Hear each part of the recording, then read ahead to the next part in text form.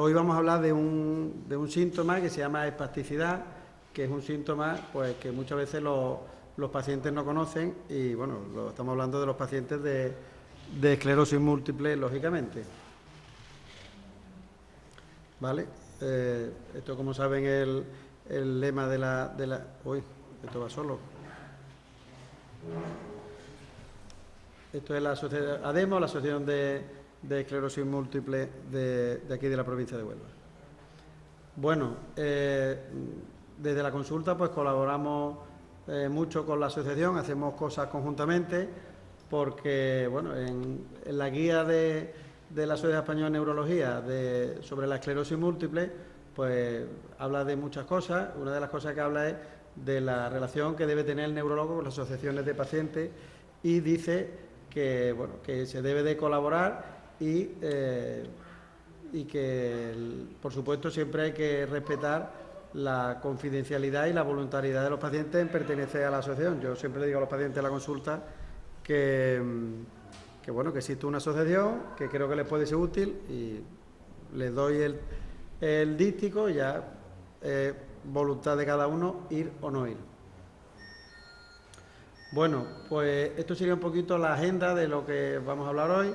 Haremos primero una breve introducción sobre la enfermedad, después hablaremos un poquito de lo que es la espasticidad, haremos un resumen final y después veremos también un vídeo que dura 6-7 minutos, donde se hace un compendio un poquito de todo. Bueno, y empezando a hablar ya de lo que es la enfermedad en sí, bueno, pues sabemos que es una enfermedad crónica, es decir, que el paciente cuando se le diagnostica ya no se va a curar, es una enfermedad que es para siempre, en el que hay un daño desmielinizante y degenerativo del sistema nervioso central. Después veremos lo que es cada cosa, que cuando debuta pues suele ser en edades jóvenes, entre los 15 y los 45 años, que hay muchos pacientes y, bueno, pues seguramente la mayoría de ellos empezarían en esa edad, aunque siempre puede haber excepciones.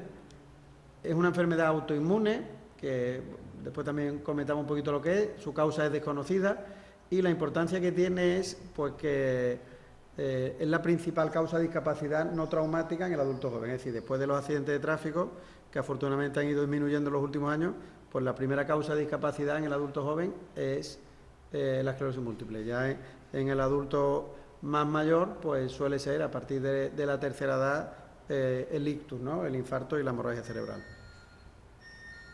Para nada es una enfermedad nueva, es una enfermedad que describió Charcot hace ya 150 años y inicialmente pues se le llamaba esclerosis en placa, que a lo mejor lo han escuchado alguna vez, porque cuando Charcot lo que hizo fue establecer lo que se llama una correlación anatomoclínica, es decir, cuando los pacientes los iba siguiendo en el tiempo y cuando después de muchos años de enfermedad a lo mejor el paciente fallecía, pues en su cerebro, al hacer la autopsia, encontraba estas lesiones que están ahí señaladas con flechas, estas placas, por de ahí el nombre, que aparecían en los sitios en los que antes los pacientes habían tenido síntomas. Entonces él decía, bueno, pues este paciente ha tenido una mielitis, ha tenido una neuritis óptica en el ojo derecho, y cuando el paciente fallecía, pues veía una lesión en la médula y veía una lesión en el nervio óptico derecho y establecía esa correlación entre los síntomas que había tenido el paciente y la lesión en el sistema nervioso. Bueno, decíamos que es una enfermedad desmielinizante. ¿Qué es la mielina? Una desmielinizante quiere decir que se afecta a la mielina. Pues la mielina es como el plástico, ¿no?, que recubre los cables. Esto sería un cable que tiene un cobre por dentro y un plástico por fuera. Pues los nervios son parecidos, tienen un plástico por fuera y un cobre por dentro. El cobre sería el axón y el plástico sería la mielina. Entonces, cuando hay un daño desmielinizante, se produce una inflamación y se daña la mielina. Esto sería un nervio normal y esto sería un nervio que está desmielinizado, ¿vale?, que ha perdido la mielina. Y aquí pues se ve otra vez lo mismo, en el que esto sería un nervio con su axón y con su mielina, y aquí el nervio ha perdido esto. ¿Para qué sirve la mielina? Bueno, pues la mielina sirve para transmitir el impulso nervioso, digamos que va en una conducción que se llama saltatoria, que va como dando saltos entre estas zonas donde no hay mielina, ¿vale?, que se llaman nodos de Ranvier. Si se pierde la mielina, pues la conducción del impulso nervioso se enlentece o se bloquea y da lugar a la aparición de los síntomas. Y decíamos que es una enfermedad desmielinizante del sistema nervioso central. ¿Y qué quiere decir el sistema nervioso central? Bueno, pues el sistema nervioso central es el cerebro y la médula. También hay mielina en los nervios periféricos, es decir, en los nervios de los brazos y de las piernas. Hay neuropatías y polineuropatías desmielinizantes, pero eso no tiene nada que ver con la esclerosis múltiple. En esta enfermedad hay una afectación única y exclusivamente del sistema nervioso central. Y el sistema nervioso central pues se encarga de muchas funciones y de ahí la aparición de todos los posibles síntomas que pueden aparecer. Comentamos también al principio con una enfermedad autoinmune. ¿Qué quiere decir esta palabra de autoinmune? Bueno, pues autoinmune quiere decir que las defensas del paciente son las que atacan al propio sistema nervioso, ¿vale? La inmunidad, es decir, el sistema inmunitario nos ataca a nosotros mismos, eso es lo que significa autoinmune. ¿Y cómo ocurre eso? Bueno, pues aquí está representada de forma esquemática, esto sería la sangre, ¿vale? Aquí están los linfocitos, que son las células defensivas que van circulando. Aquí hay una barrera que separa la sangre del cerebro, que se llama la barrera hematoencefálica, ¿vale? Y esto sería el cerebro, el sistema nervioso central. Entonces, pues los linfocitos que van circulando por la sangre, que todos tenemos normalmente, pues hay algo, un estímulo que los activa. Una vez que estos linfocitos, tanto B como T, se han activado, se multiplican, proliferan, atraviesan la barrera hematoencefálica y atacan al cerebro porque no lo reconocen como propio, ¿vale? Digamos que esto es, a modo de ejemplo para que se entienda, bueno, pues esto es como si las células del organismo, en este caso del cerebro, pues tuvieran como una acreditación que les permite estar allí, como diciendo, oye, que yo soy de aquí, que yo soy socio de este club, y esto es los linfocitos como si fuera la policía o el guardia de seguridad, y si no tiene acreditación, pues te atacan y te echan, ¿vale? Y el problema es que estos linfocitos no reconocen a estas células como propias, entonces como lo consideran extraño, lo atacan, que esa es la función de las células defensivas, porque si fuera un virus, una bacteria, un hongo, lo atacarían porque no lo reconocen como propio. El problema es que estos sí son células propias, pero el fallo autoinmune consiste en eso, que nuestra inmunidad nos ataca a nosotros mismos porque no lo considera parte del propio organismo. ¿Vale? Entonces, esto sería al final una neurona con su axón mielinizado, y esto sería una neurona con su axón desmielinizado, y esto da lugar a la aparición de los síntomas neurológicos a corto, medio plazo y a medio largo plazo a la acumulación de discapacidad. ¿Cuál es la causa de la enfermedad? Decíamos que la enfermedad es de causa desconocida, es decir, no sabemos por qué se produce esa activación de esos linfocitos. Sabemos que el origen de la enfermedad es multifactorial, es decir, que intervienen varios factores. Sabemos que hay una reacción inmune inflamatoria, que es la que acabamos de comentar, ¿no? Que las células, los linfocitos, tanto los T como los B, pues actúan contra antígenos del sistema nervioso central, porque hay esa reacción inmunitaria. Se dice, aunque eso no está comprobado, que lo que puede activar a esos linfocitos sería una infección por un virus, pero eso no está claro. Hubo una época que se habló mucho del virus de Epstein-Barr, que es el virus que provoca la mononucleosis infecciosa o la enfermedad del beso, esta que es tan conocida, pero porque algunos pacientes tenían anticuerpos recientes contra el virus, pero eso no se ha podido demostrar si eso es así. Después también sabemos que existe un factor genético. Bueno, esto es una pregunta que sale mucho en la consulta cuando los pacientes, ellos si son varones o sobre todo si son mujeres, si se quedan embarazadas o si es un varón, su pareja se queda embarazada y dice, bueno, mi hijo puede desarrollar esto, o antes de buscar, mi hijo puede desarrollar una enfermedad. Bueno, pues sabemos que si yo tengo un familiar, yo tengo una enfermedad, mis familiares de primer grado, es decir, hermanos o hijos, tienen más riesgo de desarrollarla que el resto de la población. El riesgo sigue siendo bajo, pero es mayor que en la población general. Pero la mayoría de los casos son esporádicos. De hecho, la gran mayoría de los pacientes, si piensan, dicen, bueno, pues en mi familia no hay nadie. Es verdad que hay algunos casos que tenemos la consulta de que hay más de un hermano o una madre y una hija, pero la mayoría de los pacientes dicen, pues en mi familia no hay nadie, porque la mayoría de los casos son esporádicos y, como decíamos, esto es una cosa multifactorial, es decir, intervienen varios factores y la genética es uno de los factores, pero no es ni mucho menos el más importante. Y después también influyen factores ambientales. La enfermedad no aparece con la misma prevalencia en todos los países del mundo. En los países que están más alejados del Ecuador es más prevalente. Por ejemplo, en los países nórdicos, tipo Noruega, Finlandia, etcétera, pues es mucho más prevalente, o el norte de Estados Unidos es más prevalente que los países mediterráneos o países que están más cerca del Ecuador. Por tanto, habría una serie de potenciales factores de riesgo, que sería el género femenino, en mujeres es más frecuente que en hombres, la raza también, en la raza blanca es más frecuente que en la hispana, es decir, que los pacientes de origen sudamericano, que eso a su vez que la raza asiática y eso a su vez que la raza negra, es decir, la raza pues tiene un cierto factor. Los alelos, decía, hay un cierto componente genético que puede influir, lo de la infección, eso no está claro, la posible infección por el virus de Epstein-Barr, y estos tres factores que están relacionados, que acabamos de decir, las zonas más alejadas del Ecuador son zonas que tienen menos exposición a la luz solar y que suelen tener niveles de vitamina D más bajos, porque la vitamina D se absorbe con la ayuda del sol. Entonces, si tenemos menos horas de sol, pues tendremos menos niveles de vitamina D. Y el tabaquismo durante la adolescencia pues también puede aumentar el riesgo de desarrollar la enfermedad en el futuro. ¿Cómo de frecuente es la enfermedad a nivel mundial? Bueno, pues en el mundo, aunque la prevalencia, como decíamos, es muy diferente de unos países a otros, pues existen aproximadamente 2,5 millones de personas. Es decir, que muchas veces el paciente, con la mala suerte que tengo yo, que me ha tocado esto, bueno, tampoco es el único ni mucho menos. 2,5 millones de personas en el mundo son mucha gente.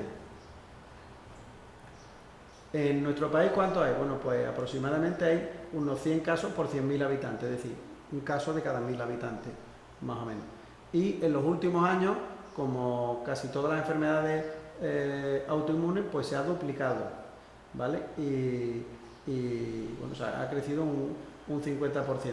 Y de hecho en España, pues hace unos años había unas 30.000 personas y los últimos cálculos se estima entre 45 y 50.000 personas, que más o menos corresponde a los... perdón, he dicho 35, 40.000, no, 45, 50.000 personas, que más o menos corresponde a los 40 y tantos millones de habitantes que hay, pues uno de cada 1.000. Casos nuevos, la incidencia, pues más o menos de cada 100.000 habitantes, entre 3 y 5 casos, es decir, unos 1.800 casos nuevos al año. Y ya decíamos antes que de cada 4 pacientes, 3 son mujeres y 1 es varón, es decir, una enfermedad más frecuente en mujeres que en hombres, pero por supuesto no es exclusiva de la mujer. Aquí en la provincia de Huelva, pues se estima que hay unos 450, 500 pacientes con la enfermedad. Y bueno, esto pues repetí un poco algunas cosas que hemos comentado, de epidemiología, que la mayoría de los casos, el 66%, es decir, 2/3, debutan entre los 20 y los 40 años, aunque pueda haber casos en menores de 18 años, pero son minorías, que empiecen, lógicamente después si el paciente empieza en la infancia, pues va creciendo. Pero que empiece con menos de 18 años son el 5%, que empiece con más de 60, 65 son el 5%, la gran mayoría están en torno a esa edad. Y comentamos antes un poco de la raza, ¿no?, que es más frecuente en blancos que en hispanos, que a su vez en asiáticos, y en la raza negra pues mucho menos frecuente. Cuando se habla de formas de la enfermedad, pues muchas veces los pacientes se hacen un pequeño lío, y la enfermedad cuando puede empezar de 2 formas, es muy simple. En el 85% de los casos empieza con la forma de brote, que es la forma remitente recurrente, es decir, el paciente está bien, tiene un brote, se recupera, tiene otro brote, se recupera, y así va ocurriendo hasta que llega un momento que de los brotes iniciales ya no se recupera, ya se queda con una cierta secuela, ya no llega a la línea que estaba antes, sino que se queda aquí y sigue teniendo brotes, ¿vale? Eso sería la forma de brote. Y así empezaría la gran mayoría de los pacientes, el 85%. Y hay un 10-15% que empiezan con una forma primaria progresiva.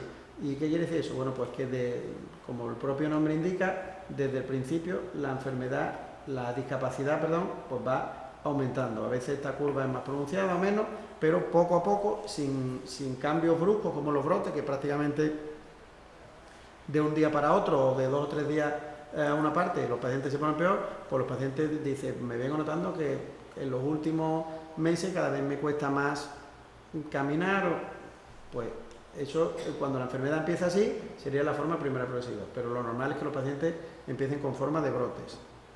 Y al cabo de los años, de la forma de brote, pues los pacientes llega un momento que poco a poco su discapacidad empieza a aumentar, teniendo brotes como aquí o sin tener brotes como aquí.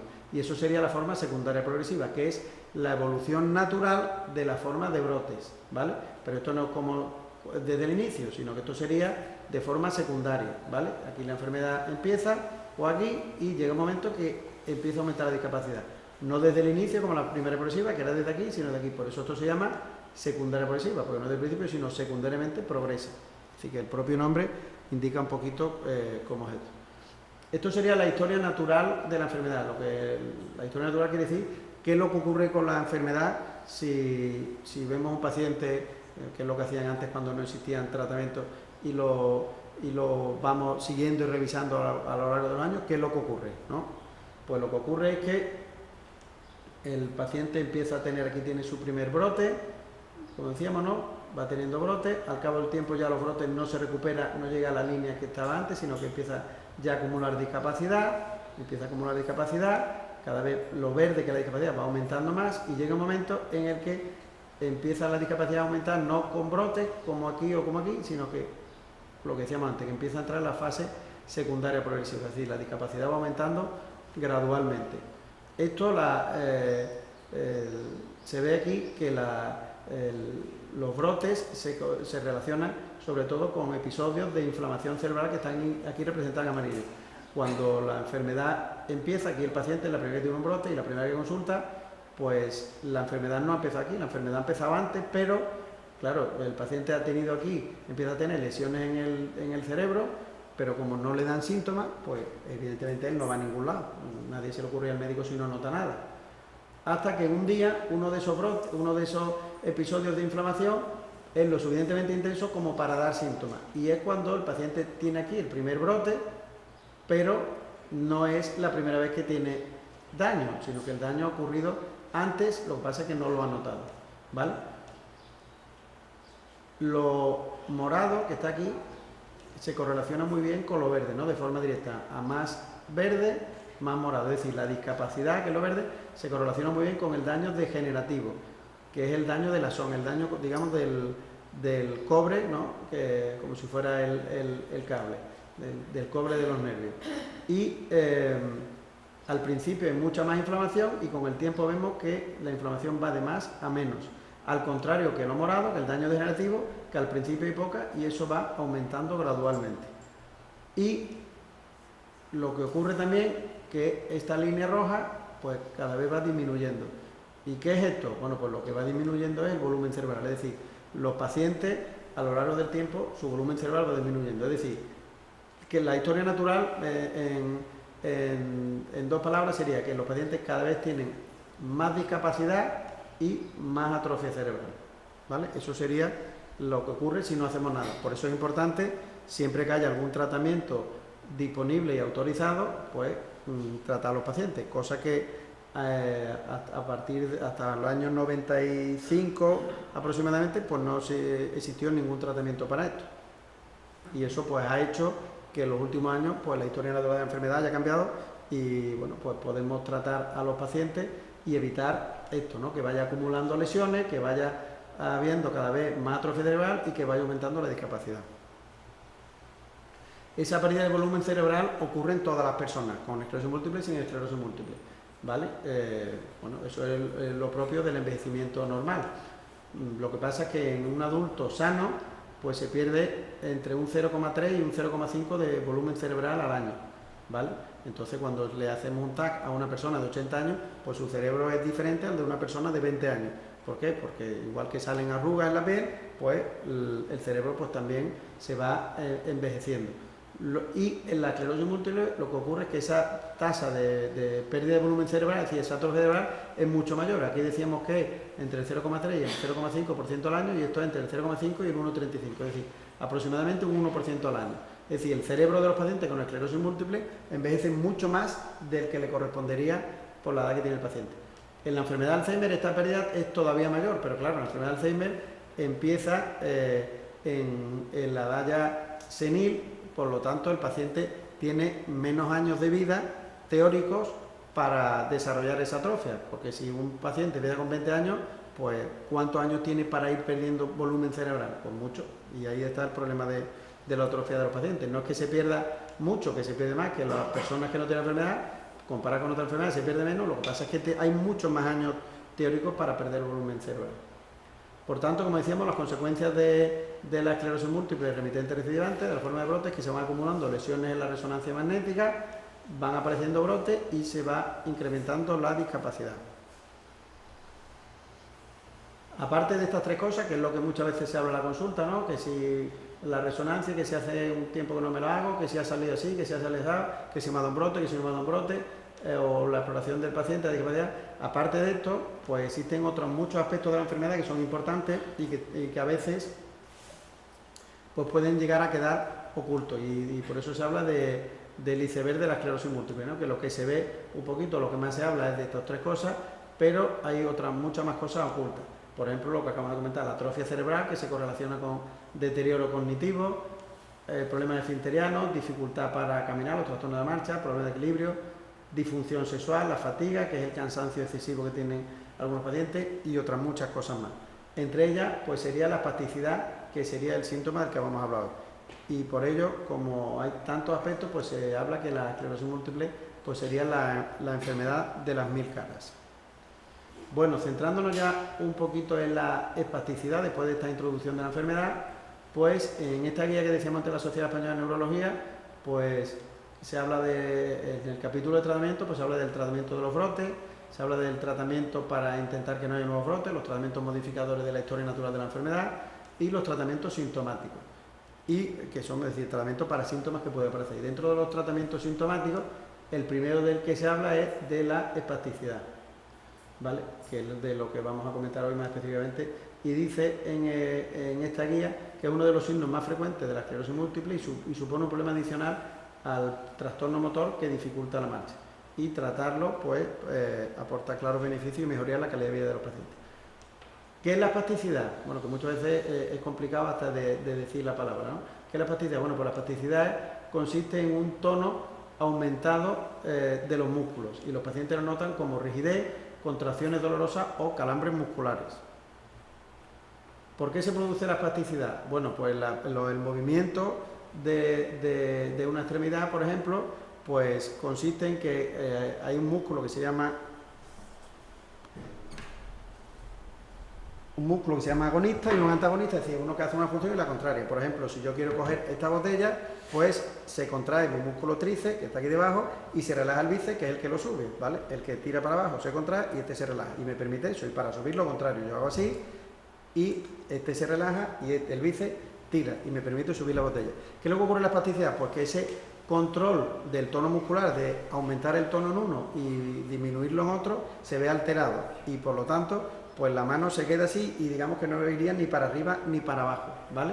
Y entonces pues ese fallo en el control del tono muscular es lo que provocaría la aparición de la espasticidad, ¿vale? Que es lo que dice aquí. ¿Por qué se produce? Bueno, pues como se han deteriorado las vainas de mielina, es decir, ese plástico que recubría los nervios, pues hace que la transmisión del impulso nervioso que le dice al músculo contráete o relájate, pues no se hace de forma correcta, pues se produce un aumento de ese tono muscular en músculos que no deberían estar aumentados, que deberían estar relajados, y aparece la rigidez, los espasmos y otros síntomas.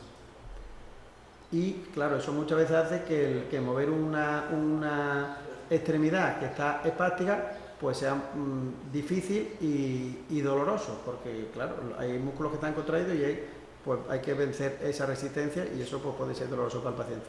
Por supuesto que esto no es un síntoma exclusivo de la esclerosis múltiple, ni mucho menos. Esto es en cualquier enfermedad que dañe el sistema nervioso central, pues puede aparecer un trastorno de espasticidad, ¿no?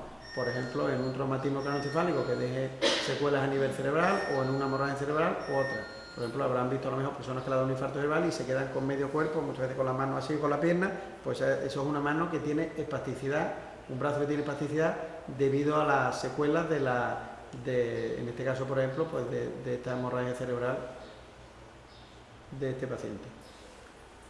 ¿Es frecuente la espasticidad? Bueno, pues llega a aparecer a lo largo del curso de la enfermedad en el 80% de los pacientes, es decir, la mayoría de los pacientes llegan a presentar espasticidad. Lo que pasa es que hay veces que es leve, pero en uno de cada tres, en el 33% de los pacientes, pues la espasticidad llega a ser discapacitante y supone un problema. Y uno de los, cuando se le pregunta a los pacientes qué síntomas le molesta más de su enfermedad, según si llevan muchos o pocos años de enfermedad, pues el más frecuente en ambos grupos es las alteraciones de la marcha. Después hay otros como la incapacidad para coordinar las manos, las sensaciones anormales, ¿no? Serían los hormigueos, el no tener dolor, la ausencia de dolor, el control de la orina, el control anal, la función visual, etcétera, ¿vale? Los trastornos del lenguaje, de la sexualidad, del humor, etcétera. Pero de todo esto, el más frecuente son las alteraciones de la marcha. ¿La espasticidad ocasiona únicamente problemas para caminar? No.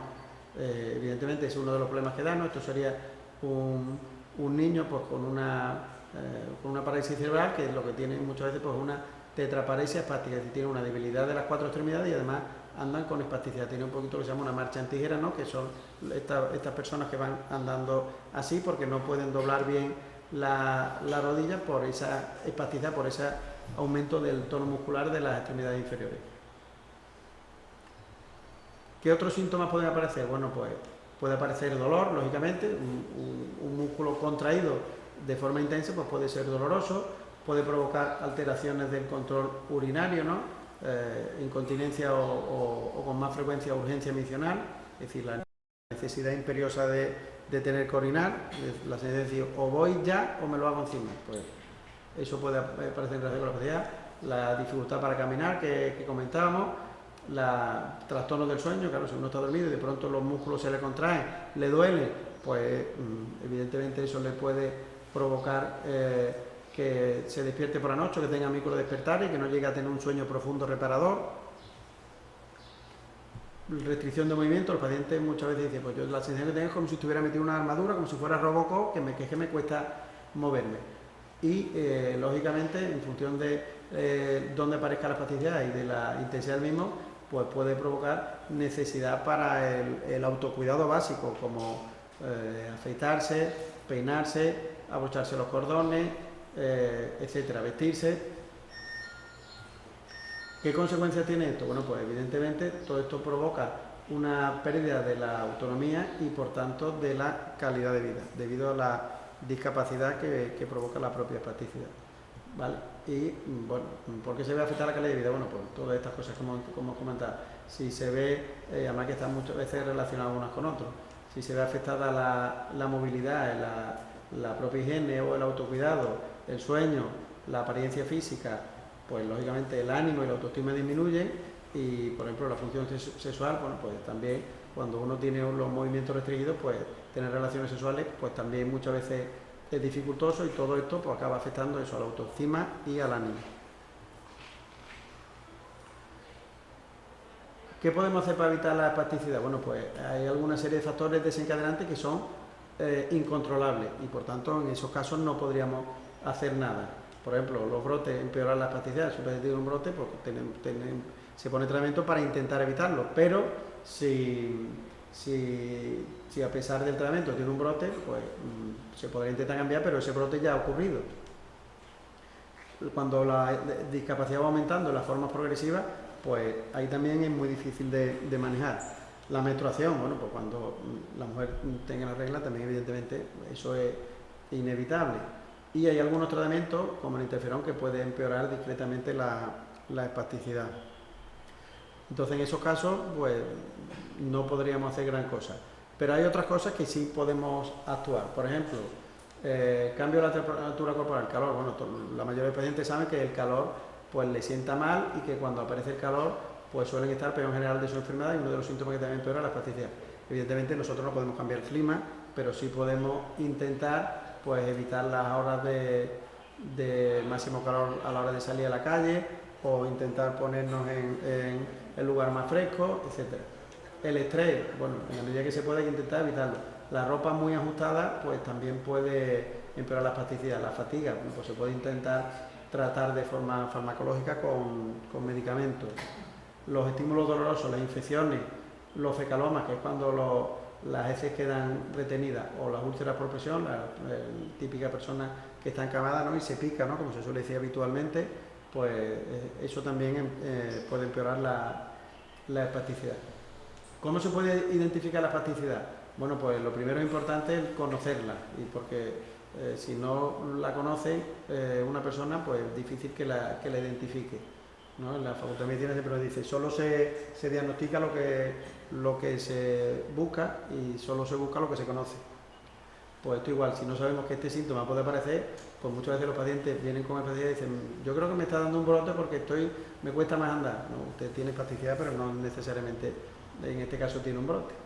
Entonces es importante conocerla por un lado, después en la consulta, pues hacer una valoración oportuna de la espasticidad y, bueno, pues lógicamente, aunque esto normalmente los pacientes lo hacen, pues que los pacientes se impliquen e intenten pues explicar muy bien lo que les ocurre y que cuenten lo que les pasa, aunque a veces crean que no están relacionados con la enfermedad. Esto los pacientes lo suelen decir porque los pacientes de la consulta normalmente nos cuentan todo. Entonces, esto no suele ser un problema. ¿Cómo se valora la espasticidad? Bueno, pues hay una escala que se llama la escala de Ashworth, que va del 0 al 4, en la que el 0 sería el tono muscular normal y 4 en la que la parte afectada pues está totalmente rígida en flexión o en extensión, y en medio pues hay distintos grados y pues le daremos una puntuación una u otra según el nivel del tono muscular que tuviera. Y claro, la importancia que tiene esto, pues está muy bien conocerlo, pero si después podemos intentar remediarlo, porque si no decimos, bueno, pues tenemos espasticidad grado 3, ¿qué hacemos? Nada.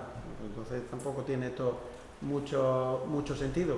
Lo bueno que tiene esto es que el conocerlo nos puede permitir abordarlo y en muchos casos pues mejorarlo y así pues incrementar la calidad de vida del paciente.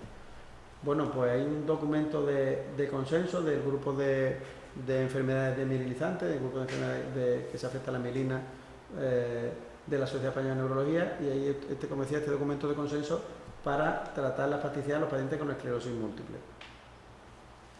Y bueno, por una serie de expertos pues se revisaron los artículos que había en relación con la espasticidad y se estableció un protocolo que sería este, ¿vale? Que vamos ahora a desarrollarlo con un poquito más de paso a paso, ¿no?, por decirlo de alguna manera.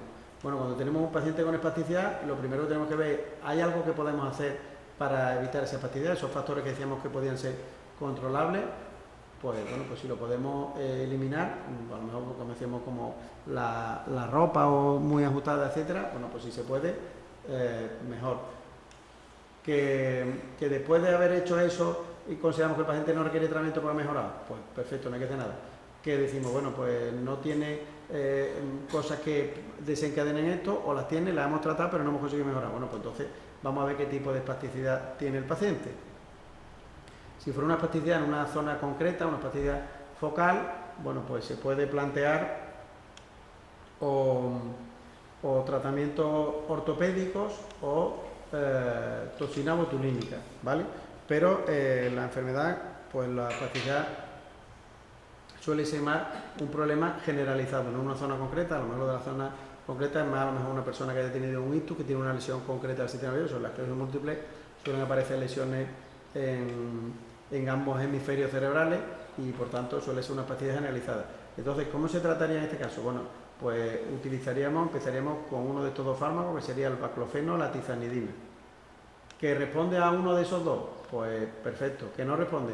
Pues entonces podemos plantearnos o combinarlos estos dos o añadir otro tratamiento con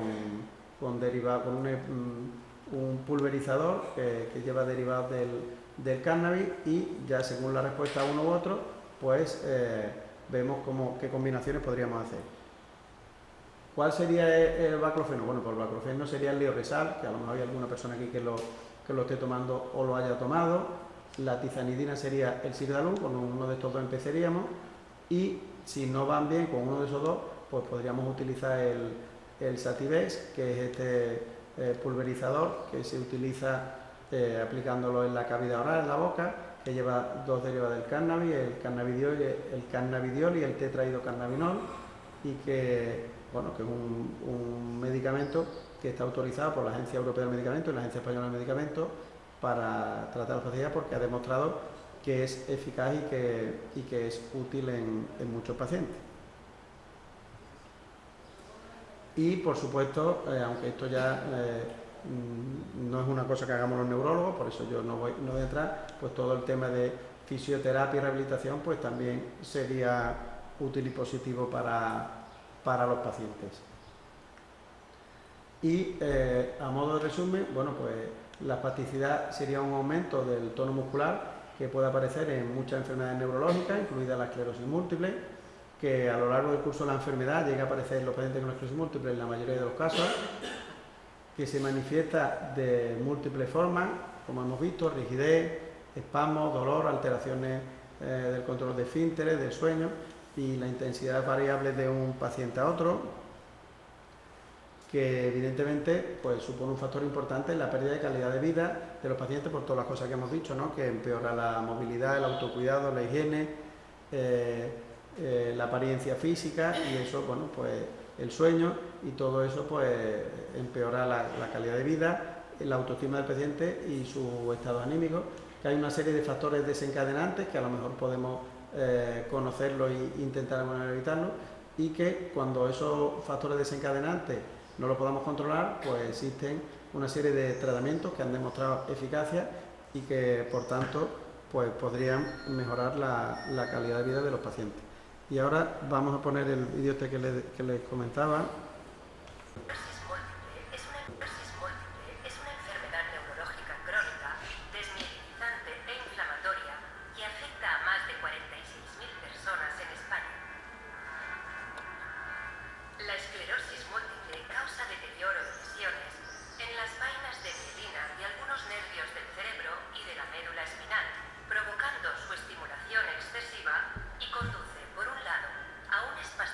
Generalizada con aumento del tono muscular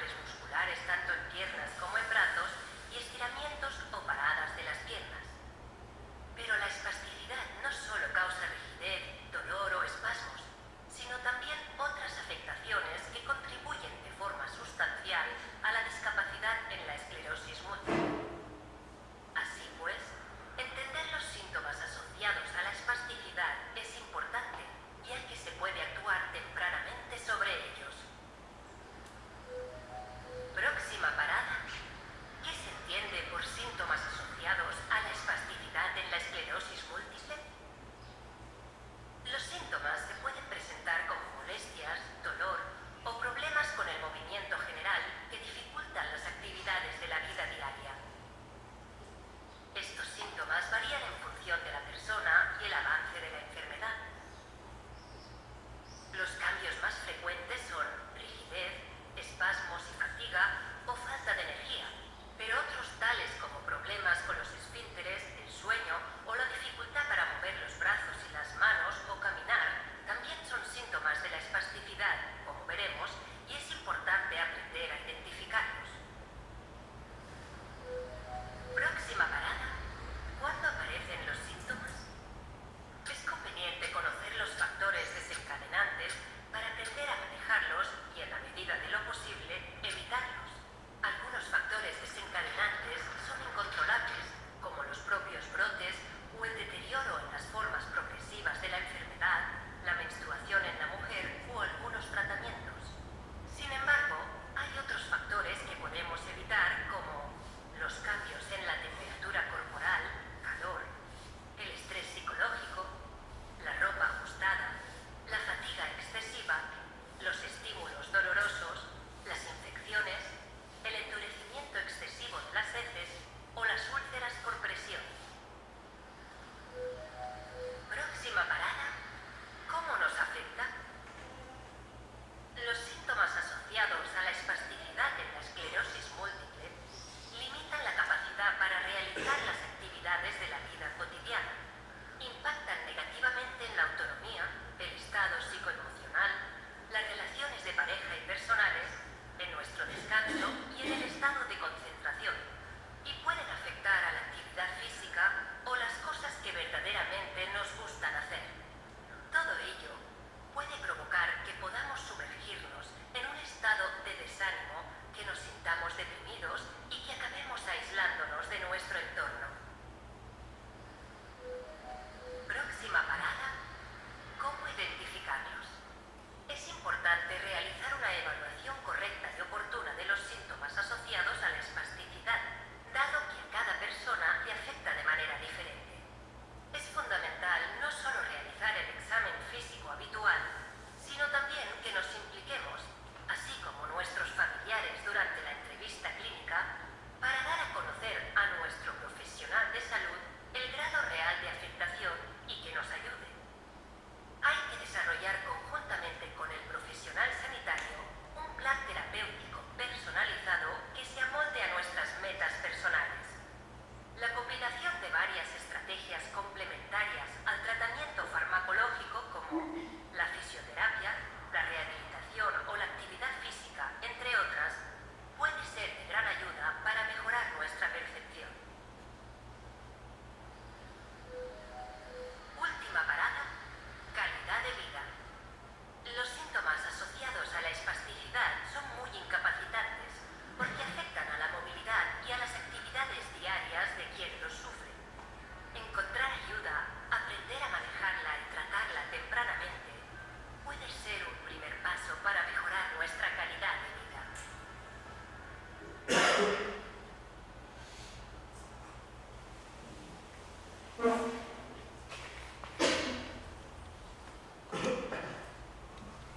Bueno, pues ahora es el momento para si alguien tiene alguna duda, alguna pregunta, algún comentario.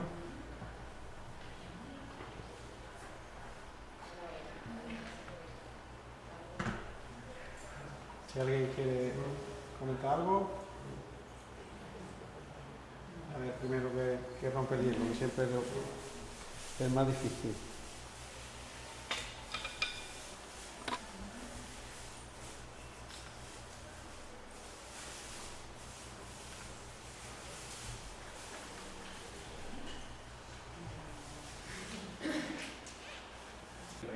Porque ha quedado claro lo que se ha dicho. O no se han enterado de nada, ¿verdad? Buenas tardes, muchas gracias por habernos acompañado. Hace un poquito de calor. Rocío, nuestra educadora social, si quieren ustedes ahora darle el nombre, un correo electrónico, un teléfono, para estar informados de más eventos que haga la asociación y de los servicios que presta la asociación. Tengan en cuenta que la asociación lo que quiere es divulgar esta enfermedad, que se conozca que esta enfermedad existe y luego ayudar a las personas que la tienen, porque combatir en la enfermedad solo es una lucha condenada al fracaso. Es de hecho, y ahora te para un control que pone la positivo. No es marihuana, son derivados del cannabis, pero no es. La gente dice, bueno, esto es como si me fumo un porro. No, porque un porro. Sí, pero yo conozco una que decía que colaba. Bueno, vamos a ver. Ya contesto la pregunta. Es un derivado del cannabis con una dosis fija. Si yo me voy a un supermercado y me compro un yogur, todos los yogures son exactamente iguales de esa marca. Pero si yo me compro un queso fresco hecho en un caserío, en una cabaña, pues uno pesará más, otros menos, pero entonces esto es un medicamento que lleva en todos los envases exactamente la misma cantidad de los dos componentes que lleva. Evidentemente son derivados de cannabis. Si un paciente conduce, bueno, y le hacen un test de esto, o conduce o sin conducir, si le hacen un test de esto, da positivo a cannabinoides, porque estos son cannabinoides. Entonces, los pacientes que conducen y tienen hepatitis, pues se le da un método para, por si alguna vez, para recibir. Lo que pasa es que si la persona tiene una enfermedad que necesita tratamiento, normalmente y necesita ayuda, a lo mejor pastillas básicas de la vida diaria, pues a lo mejor el conducir, la gran mayoría no pueden conducir. Pero que si se da un caso así, por supuesto que al paciente se le dice que pueden dar positivo porque son derivados de carne. Entonces, cuando se hace un test de tóxicos, de cocaína, de benzodiazepina, de todo lo que se hace en un servicio hospitalario, uno de los que se hace son los cannabinoides, todo da. Pero que esto no es como decir, bueno, pues me fumo un porro es lo mismo. No, porque cuando uno se fuma un porro no sabe la cantidad que lleva según la pureza que tenga digamos la piedra. Pero en este caso es una dosis fija, porque esto es un medicamento, como si yo me tomo una cápsula de omeprazol de 20 miligramos, se lleva 20 miligramos de omeprazol, y todas las cápsulas llevan 20 miligramos, que no es exactamente lo mismo. Y además con el justificante que da el médico de que se está haciendo ese tratamiento, no hay ningún problema. No, claro, porque... Pero tú le probabas un volante, Da positivo, tú entregas tu justificante y no hay ningún problema. Claro, se me dice que no está uno drogado, que eso es por eso. Pero bueno, mi expresión es hacer el conocimiento médico de la droga. como caso, además en su caso, creo que tiene mercancía peligrosa, en un caso así, pues